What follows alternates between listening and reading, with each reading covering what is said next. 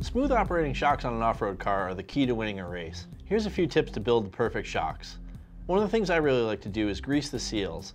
And while the instructions tell you to put a little bit of shock oil on them, that's really just for when you're assembling them so that you don't damage them.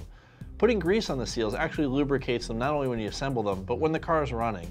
It keeps them from sticking and it keeps them moving nice and smooth. Another thing I like to do is go through the pistons and make sure before I install them that there's no extra plastic on them.